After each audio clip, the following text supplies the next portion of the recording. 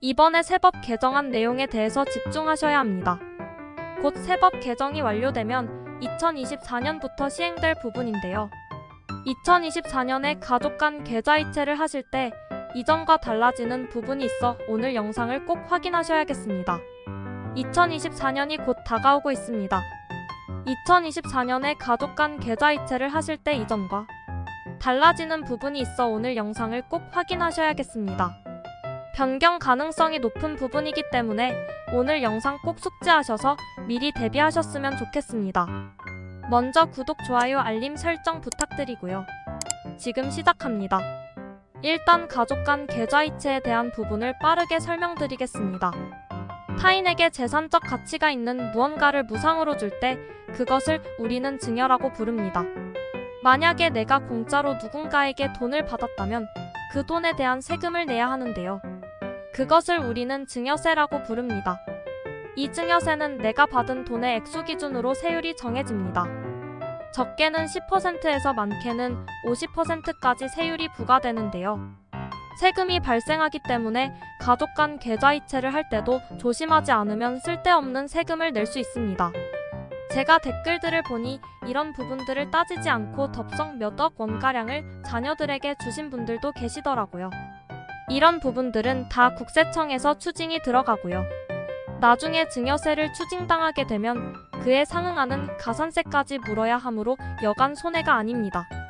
내가 열심히 번 돈 자식들에게 주겠다는데 이걸 세금을 떼어가냐 하시면서 억울하신 분들도 많을 겁니다. 그래서 최대한 증여세를 안 내는 방법에 대해 고민을 해보실 텐데요.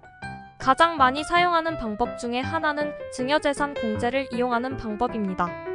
국가에서 지정한 기준 이하로 증여를 하게 되면 증여세를 물지 않겠다는 건데요. 왼쪽 표를 보시면 배우자는 6억 원, 직계 존속은 5천만 원이고 직계 존속이 미성년이라면 2천만 원입니다. 직계 비속은 5천만 원, 기타 친족의 경우 1천만 원까지는 증여재산을 공제해줍니다. 여기서 주의해야 할 포인트가 하나 있는데요. 이 증여재산 공제는 10년 동안 증여된 금액을 다 합한 총액 기준으로 적용됩니다. 예를 들면 10년 동안 자녀에게 5천만 원을 두 번에 걸쳐 계좌 이체해줬다고 해볼게요. 첫 번째로 부도는 공제됩니다. 그런데 그 다음에 붙인 돈은 이미 5천만 원을 넘은 상태이기 때문에 공제되지 않습니다. 두 번째 부인 돈은 증여세가 부과되는 것이죠. 헷갈리는 부분이니 꼭 챙기셔야 하고요. 여기서 잠깐 이번에 세법 개정안 내용에 대해서 집중하셔야 합니다.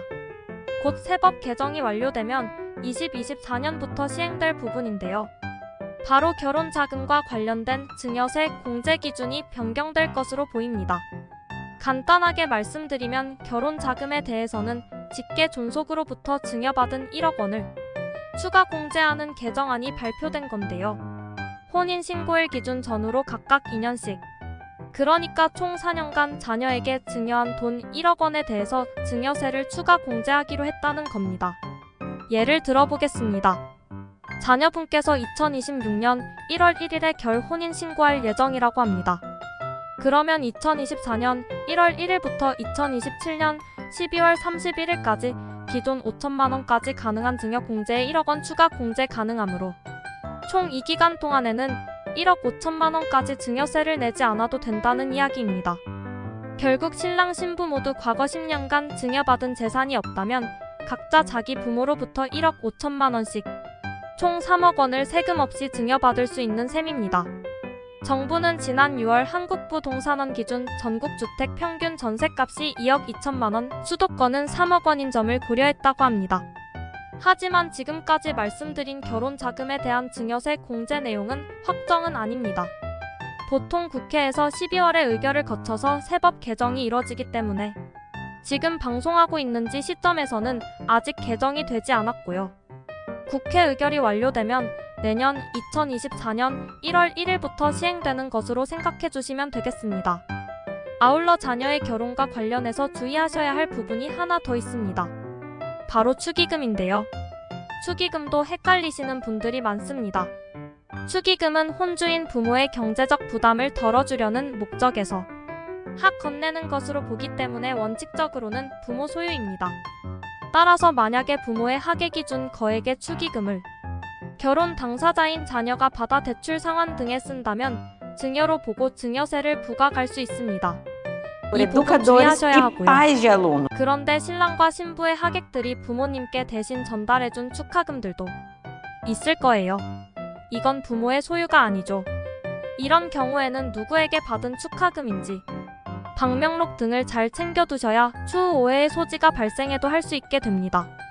그리고 혼수용품도 있죠. 혼수용품도 많이들 궁금해하시는데요.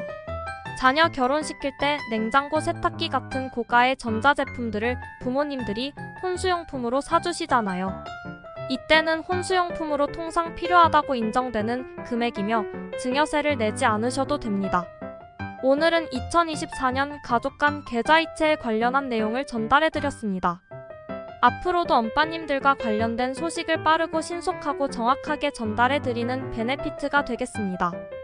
영상이 도움이 되셨다면 구독, 좋아요, 알림 설정 부탁드리면서 영상 마치겠습니다. 감사합니다.